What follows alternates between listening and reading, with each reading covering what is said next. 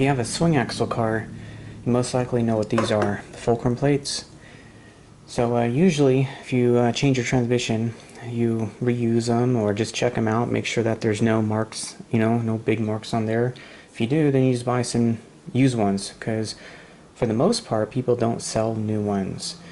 But it's good to know that the thickness of these is something that is in question.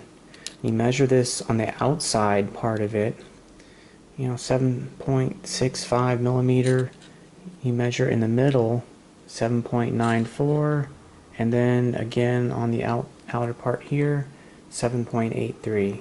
So again, middle 7.96 or so, and then on the outer part 7.64.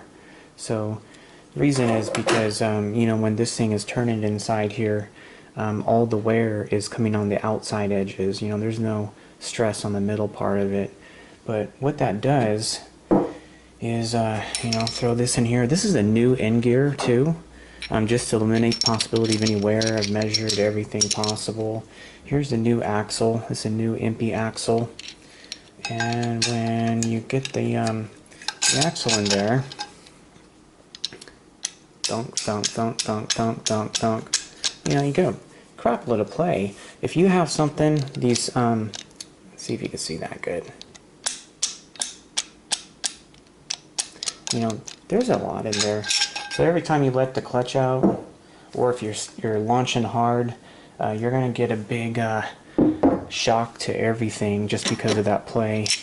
For the most part, daily drivers that are not a lot of horsepower, it's not a big deal. Just it is what it is. But on something with a little bit more horsepower, taking up that slot is pretty important.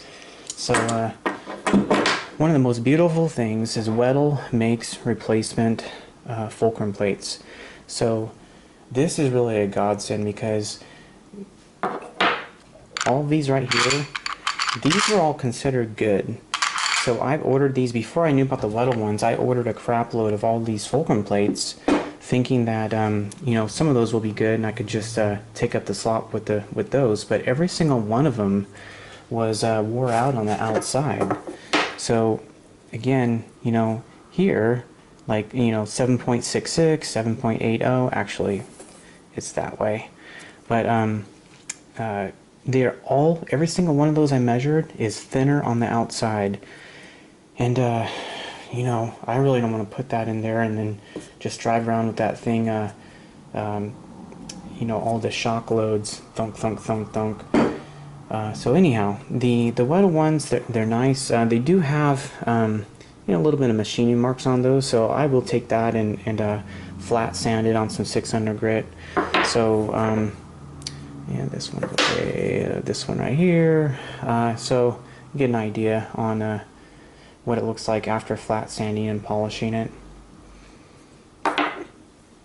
So once I flat sand polish it and get the new axle in there, just to show you what it's like. Let's see, I'll grab this one here.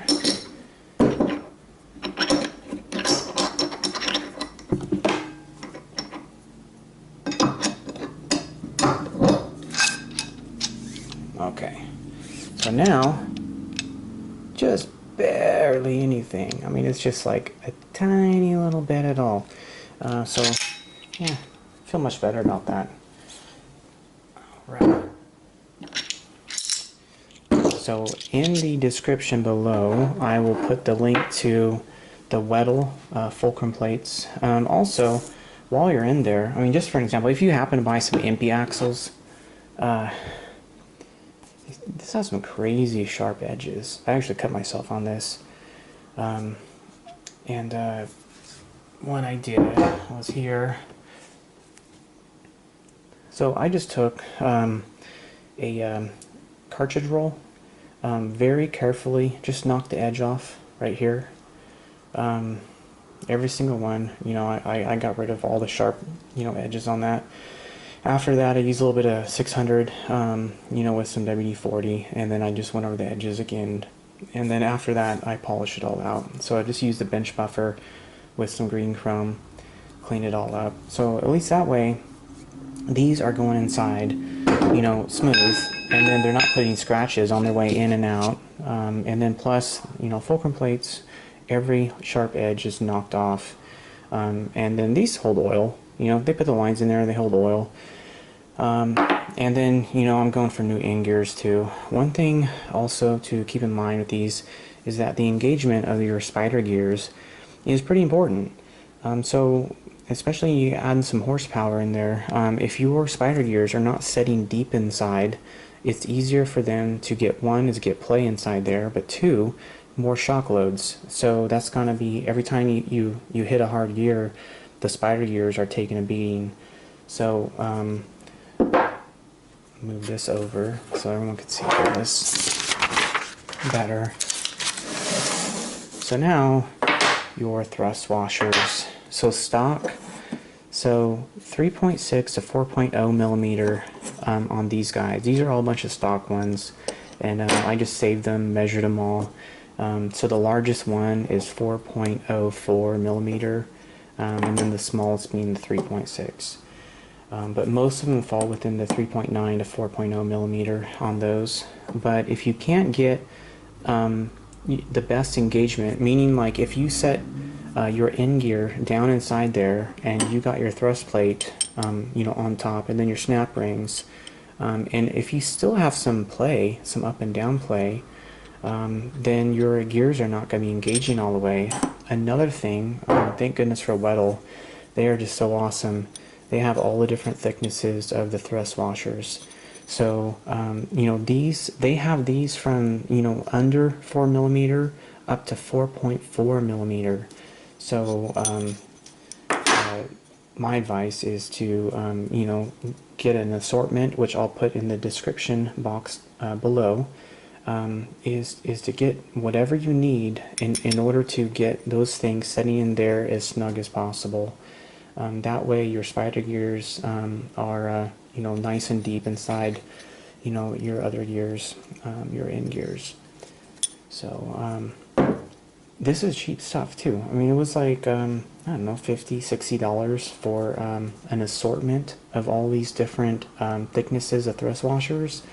And then best money ever, you know, is to get some of the Fulcrum plates from Weddle. It was like $70 shipped, I remember, for all four. For a swing axle car, you know, it's just something that's nice to have. Once you have your spider gear setting nice and deep inside the in gear gears, and then plus you also have the Fulcrum plates taking up all the slop, now it's working like it should. So I know I'm a little anal on this kind of stuff, but it is what it is, and you might as well build it nice.